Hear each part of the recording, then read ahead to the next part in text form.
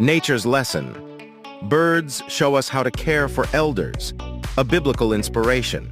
In the world of birds, when the elders can no longer fly, the young ones step up and feed them.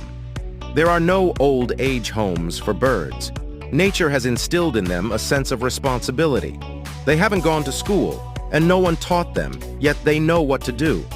This is a powerful lesson for us, reminding us of Ephesians 6 verse 2, which says, "Honor your father and mother," which is the first commandment with a promise.